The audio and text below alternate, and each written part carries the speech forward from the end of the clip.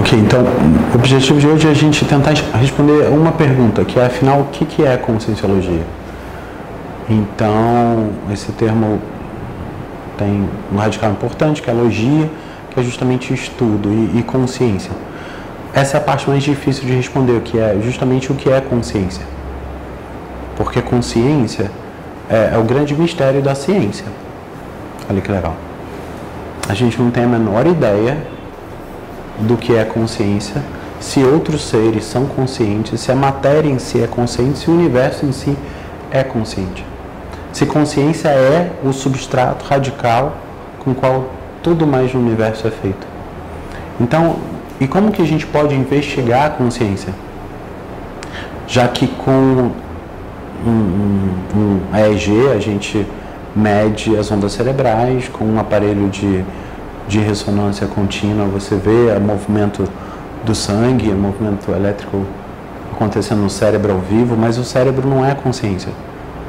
E mais, qual é o motivo biológico para a consciência emergir dos organismos vivos? A gente não encontra essa resposta. Isso é sempre uma questão, porque a ciência não alcança a consciência. E, em última análise, o objeto da consciência é ela mesma. Por isso que a gente precisa cultivar isso que a tradição vem chamando dessa condição de observar a si mesmo, de questionar a si mesmo. Desde a tradição socrática, no origem da filosofia, o pensamento verdadeiro, o pensamento filosófico, é o pensamento de questionamento sobre os seus próprios pressupostos.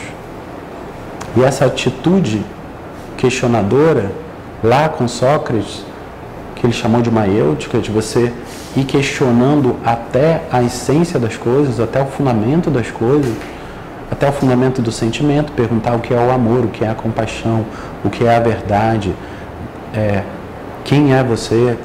Essas perguntas ontológicas, essas perguntas essenciais, elas estão sempre presentes como objeto da consciência. A gente pode dizer que o budismo, que construiu universidades dedicadas ao estudo da consciência, durante séculos, estava investigando a consciência. Qual o método budista de investigar a consciência? As pessoas iam para cavernas, ficavam sentadas, meditando, de olho fechado, respirando, observando a própria mente, tentando entender a natureza da mente em si, a natureza da natureza em si, a natureza da natureza do homem em si.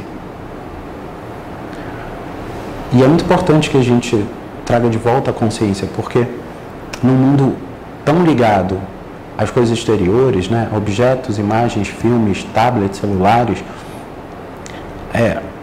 a gente perde de vista o principal objeto de um ser humano no mundo, que é sua própria consciência, sua própria investigação, seus próprios afetos, sua própria vontade, seu próprio desejo, seu próprio senso de realização, de que são feitos os sonhos, de que são feitos os desejos, de que são feitas as experiências de imaginação, de pensar, de telepatizar, de projetar a consciência, de ver a distância, de saber o futuro, de ler o passado. Que universo é esse? E nenhuma dessas coisas vai ser investigada nos métodos tradicionais da física, da química, da biologia, da neurociência. Porque a gente perde de vista. Quando você se refere ao Sol e sente o calor do Sol e percebe o Sol, ou mesmo imagina um Sol, é sempre a mesma área do cérebro relacionada à visão que ativa. Mas olhando o cérebro, você não olha o Sol. Da mesma forma, olhando para o reflexo da sua consciência no seu cérebro, você não descobre o que é a consciência. Então, esse fantasma que habita a nossa concha, né, o nome de um filme importante, que é até que ponto, com todas as transformações que a gente vai fazendo, né, nos ligando a máquinas, nos ligando a aparelhos, a gente é capaz de perceber isso que é o grande mistério, que é a consciência. Então, todas as tradições religiosas do mundo vão se debruçar sobre a consciência, sobre o fenômeno da consciência, da transcendência, da graça, da transformação, da possibilidade de você transformar a consciência. O Jung trouxe isso para a psicologia, o Freud, de certa forma, atualizou isso Como que eu posso ter um padrão e me transformar? Como que eu me transformo? Como que eu faço essa alquimia anterior? Como que eu pego um objeto que é meu, da minha consciência, que eu mesmo criei e transformo isso? Seja um hábito, uma habilidade, uma capacidade, uma percepção, uma luminosidade, uma clareza, uma abertura de chakras, uma abertura de consciência, uma abertura de afetos que não estavam presentes antes e de repente se tornam presentes na sua consciência, mesmo que a gente não tenha aparelhos para medir isso objetivamente. O problema é que as tradições, elas sempre fizeram isso, mas fizeram isso com suas estruturas de pensamento medieval, que basicamente dizem: acredite nessas palavras porque foi o Buda que disse. Acredite nessas palavras porque foi Jesus que disse. Acredite nessas palavras porque é o Papa que está dizendo. O Papa anda dizendo umas coisas muito legais, não sei se vocês viram. O Papa finalmente é pop. Então, esse Papa é o papai. É a figura de autoridade. É assim por quê? Porque é assim que eu estou dizendo. Porque eu sou seu papai. Ou seu baba. Ou seu qualquer outra mama. Ou seu ma. Qualquer outra figura substituta de papai e mamãe. E a questão para a consciência é como que a gente vai além dessas figuras de autoridade, com suas barbas grandes, com suas figuras monoteístas, fazendo referência a Moisés, que é o grande patriarca dessa fundação, dessa estrutura, para uma atitude em que nós nos tornamos adultos, capazes de questionar, termos as nossas próprias experiências, vivenciarmos as nossas próprias experiências e chegarmos às conclusões, apoiados sim nas tradições, porque elas trazem as experiências de outras pessoas, mas refletindo aquilo na nossa vida cotidiana. E aí, é muito importante essa palavra, né, que é o laboratório. O laboratório era o lugar de trabalho e de oração, que se torna na modernidade um lugar de labor e oratório. Então, qual é o lugar em que você reúne o seu trabalho, sua vida, e transforma ela numa oração, numa experiência de comunhão? O laboratório não é esse lugar analítico das indústrias farmacêuticas e da química. As pessoas usam jalecos brancos para não se contaminarem. O laboratório é a própria vida. É o lugar em que você vai trabalhar com essas experiências e vai orar no sentido original do termo, que é em comunhão com as energias que transcendem a sua dimensão egóica, que transcendem os limites convencionais da sua consciência. E aí a vida se torna o palco da sua obra-prima, o palco da sua alquimia pessoal, o palco da sua transformação, o palco da sua autorrealização. Não é um palco de um teatro para outras pessoas verem, embora estejam outras pessoas vendo também. Mas o Jung chama muita atenção a isso. Eu sou a história de um inconsciente que se transformou. Eu sou a pedra bruta que eu transformei de chumbo em ouro. As imagens da alquimia, que é mãe da ciência moderna, que é a química, são importantes. Vão aparecer nos termos que o Freud vai usar de sublimação. Então a gente pode investigar a nós mesmos, fazer uma autoanálise, fazer uma autoinvestigação e transformar a nossa vida no grande laboratório das experiências da realidade, com uma atitude que transcende o argumento de autoridade. É assim por quê? Porque o Valdo Vieira, que é propositor dessa metodologia, disse e escreveu. É assim porque o Buda disse, porque Jesus disse, porque está escrito na Bíblia ou qualquer outro manual. Entende?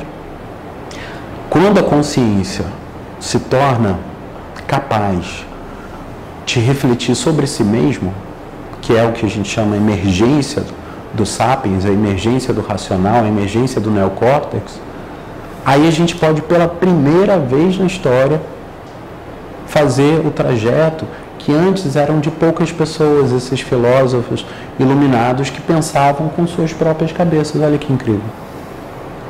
Agora, o grande barato é entender que esses filósofos não pensavam sozinhos. Sócrates tinha um daimon. O que é o daimon? Depois a gente vai traduzir como demônio.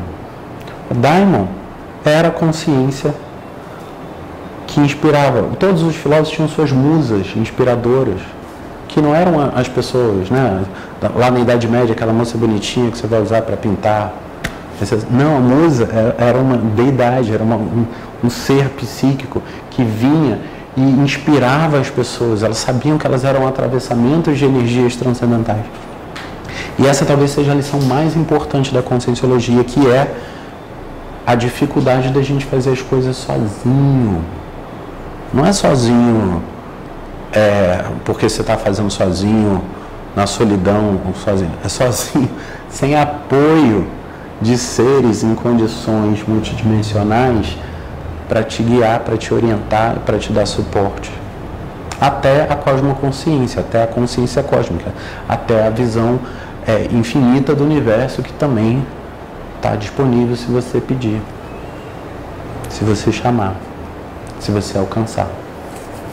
Isso é muito importante, porque liberta da maior parte das prisões existenciais modernas, que é a prisão, a posição dada pela natureza de filiação a papai e mamãe, que são esses grandes deuses do nosso imaginário. Quando a gente faz isso de verdade, a gente não precisa de padre. O que é o padre? É pastor, em latim, pastor. É pai, em latim. Não precisa de madre, que é mãe em latim. A madre superior, a mamãe e o papai, dizendo o que fazer. E esse momento é tão importante para a condição da psíquica, porque nasce um ser humano daí. É por isso que todos os mitos de heróis não têm pais.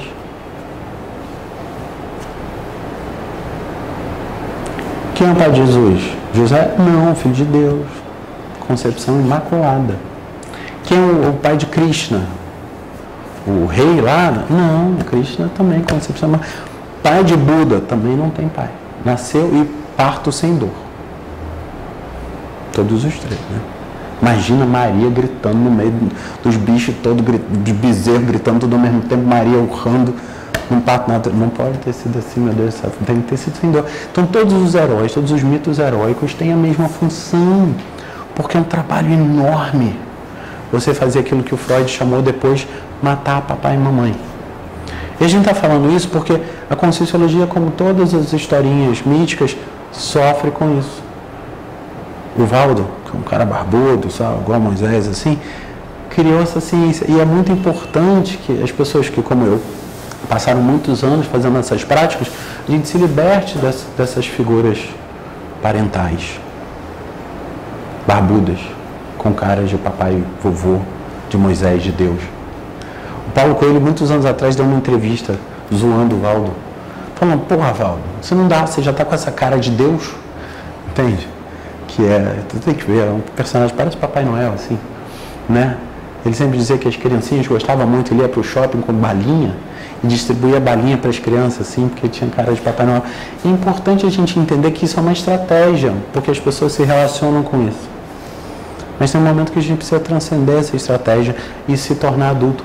E esse é o convite que eu faço para as pessoas interessadas em Conscienciologia, do estudo que a gente quer fazer.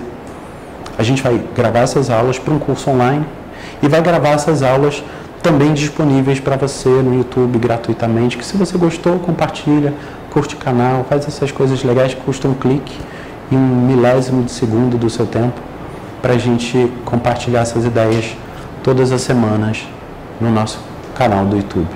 Quero agradecer a você que assistiu, as pessoas queridas que estão aqui hoje, nessa nossa primeira gravação. E é isso. Meu nome é Mário Fialho e esse é o curso de Conscienciologia Integral.